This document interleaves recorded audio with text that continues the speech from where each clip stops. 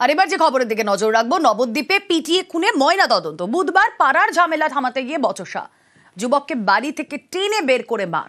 বৃহস্পতিবার হাসপাতালে মৃত্যু সঞ্জয় ভৌমিকের। নিহত সঞ্জয় বিজেপি কর্মী বলেই দাবি।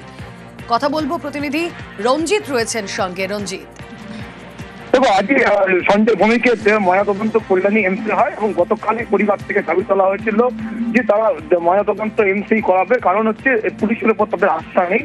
যে ঘটনা ঘটেছে সেই ঘটনায় 4 জনের বিরুদ্ধে অভিযোগ দায়ের করেছে। তার মধ্যে তারা যে অভিযোগ তুলছে রাজনৈতিকভাবে, সেই 4 জনই তৃণমূল কংগ্রেসের তারা পরিচালিত হয় এবং এই ঘটনার পরিপ্রেক্ষিতে পুলিশ এখনো পর্যন্ত কাউকে গ্রেফতার করতে পারেনি। ইতিমধ্যে পরিবারের পক্ষ থেকে রঞ্জিত, এই ঘটনা নেহাতি কি বচসা থামাতে গিয়ে ঘটলো নাকি রাজনৈতিক কোনো আক্রোশ ছিল? কারণ আমরা এই ব্যক্তির একটা রাজনৈতিক পরিচয় পাচ্ছি গতকাল থেকে। দেখো, একটা বিষয় বিজেপি প্রথম থেকে দাবি করছিল যে সঞ্জয় ভৌমিক তাদের দলেরই কার্যকর্তা এবং পরিবারের পক্ষ থেকে প্রথমে দাবি তোলা হয়েছিল যে আগে রাজনীতি করলেও বর্তমানে সে কোনো রকম দলের সাথে যুক্ত ছিল না। তবে পরিবারের একটা অভিযোগ কিন্তু একেবারে রাজনৈতিকভাবে বলা যেতে পারে যে যেখানে ঘটনা ঘটেছে সেই এলাকায় যারা যুক্ত ছিল তারা প্রত্যেকেই তৃণমূল আশ্রিত এবং ফলে এই ঘটনার সাথে একটা রাজনৈতিক সম্পর্ক জুড়ে রয়েছে এবং পরিবারের পক্ষ থেকেও বারবার রাজ্য সরকারের যে পুলিশের বিরুদ্ধে তাদের বক্তব্য, তারা পুলিশ আস্থা রাখতে পারছে না এবং যে 4 জনের বিরুদ্ধে অভিযোগ করা যে পুলিশকে তাদের গ্রেপ্তার করছে না, সেই কারণেই তারা সিবিআই তদন্তের দাবি জানিয়েছে। আজ কিন্তু ময়না তদন্ত কল্যাণী এমসি হয়েছে এবং সেখানে কিন্তু বিজেপি নেতৃত্ব উপস্থিত ছিল। বেশ, ওই তৃণমূলের যে চেয়ারম্যানের আশ্রিত দুষ্কৃতীরা আমার বাড়িতেও আমার ভাইকে ঘর থেকে টেনে মায়ের সামনে মারলো। তারা বলছে আমার ভাই মারপিট করে মরেছে। উপরন্ত ওই গুন্ডাগুলোকে শুধু একবার থানায় পাঠাচ্ছে, একবার ওনার বড়ালঘাটে আশ্রয় দিচ্ছে, সব জায়গায় মানে সুরক্ষিত জায়গা স্থানান্তরিত করে করে রাখছে। আর নবদ্বীপের পুলিশ চাইলে সঙ্গে সঙ্গে ধরতে পারে, কেউ ধরেনি। তাই ওই প্রশাসনের উপরে ওদের উপরে আমার কোনো ভরসা নেই, কারণ আমার ভাইয়ের ও ময়না তদন্ত উল্টোপাল্টা করে দিতে পারে। তাই আমরা এখানে নিয়ে এসেছি। কোথায় নিয়ে এসেছেন? এই যে এখানে এসেছি, আর আমরা সিবিআই তদন্ত করাবো। আপনার ভাই আর নবদ্বীপে পিটিয়ে খুনের অভিযোগে সিবিআই তদন্ত দাবি পরিবারের। অভিযুক্তদের গ্রেফতার করতে ডেডলাইন।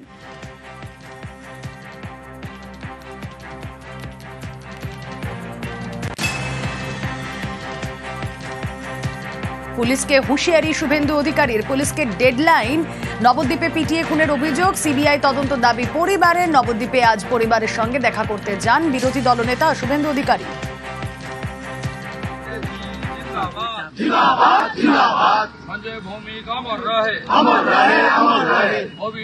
পরিকল্পিত এবং রাজনৈতিক কারণে খুন হয়েছে।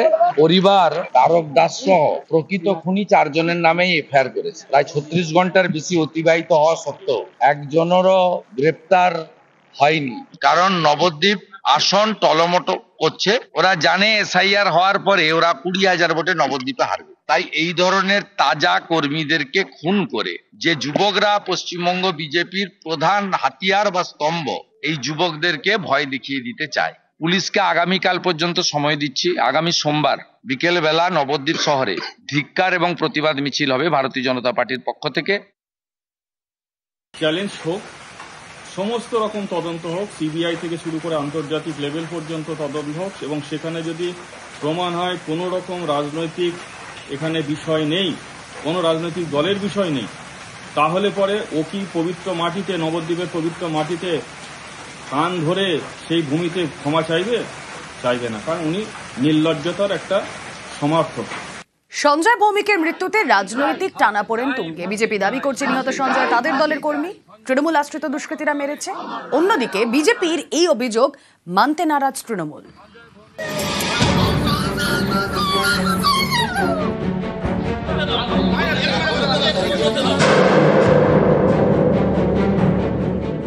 ঝামেলা থামাতে গিয়ে বচসা, বাড়ি থেকে টেনে হিজড়ে বের করে যুবককে মার, সেই মারে মৃত্যু নদিয়া নবদ্বীপের বছর 40-এর সঞ্জয় ভৌমিকের।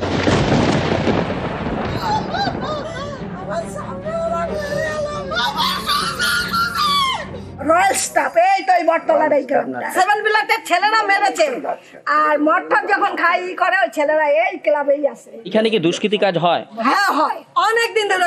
এর আগেও এই বাড়ির একটা ছেলেকে মেরেছে, তো আমার ছেলেকেই আরেকবার মেরেছে। নবদ্বীপ পুরসভার প্রাচীন মায়াপুরের বাসিন্দা সঞ্জয় ভৌমিক, পেশায় ইলেকট্রিক মিস্ত্রি। বুধবার রাতে সাইকেল চালিয়ে কাজ থেকে বাড়ি ফিরছিলেন। অভিযোগ, বাড়ির কাছে রাস্তার মোড়ে কয়েকজন যুবকের মধ্যে ঝামেলা চলছিল। ঝামেলা থামাতে গিয়ে বচসায় জড়িয়ে পড়েন সঞ্জয়।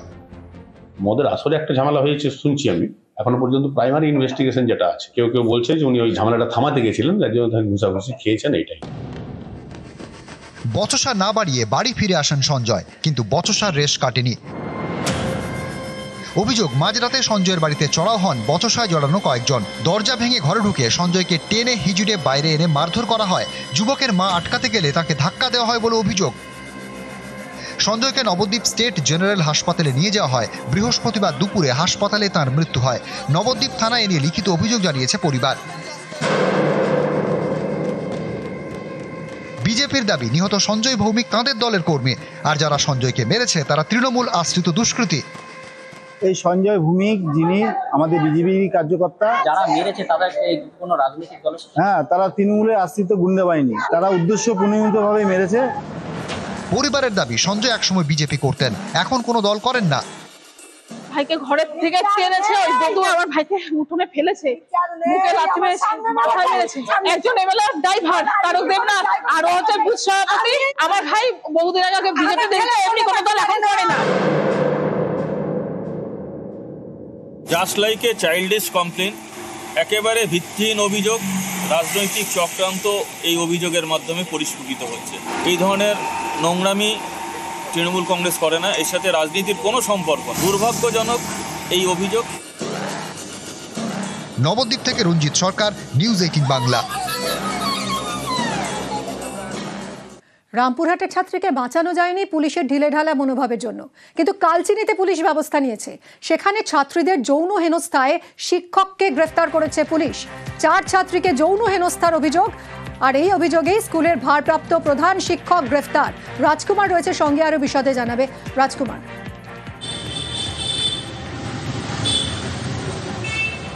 একদমই মিমি, দেখো অত্যন্ত তৎপর কিন্তু আলিপুরদুয়ার জেলা পুলিশ। তার কারণ হচ্ছে যে একেবারে অভিযোগ পাওয়ার পরেই কিন্তু আর কোনো বিলম্ব না করেই ওই যে ভারপ্রাপ্ত প্রধান শিক্ষক তাকে গ্রেপ্তার করা হয়েছে।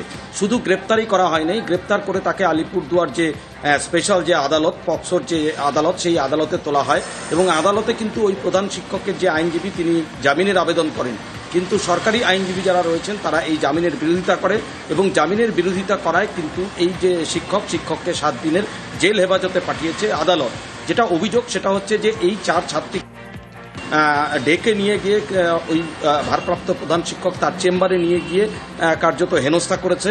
এবং সে তখন কিন্তু শিক্ষক মদ্যপ অবস্থায় ছিল বলেও একটা অভিযোগ উঠেছে।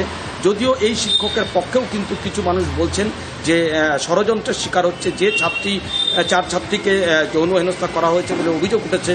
আসলে সেই 4 ছাত্রীকে গুটকা খাওয়ার জন্য শাসিয়েছিলেন ওই প্রধান শিক্ষক, এবং তার কারণেই তার বিরুদ্ধে মিথ্যে অভিযোগ আনছে। এই রকমটাও কিন্তু আরেকটি মহল সূত্রে দাবি করা হচ্ছে।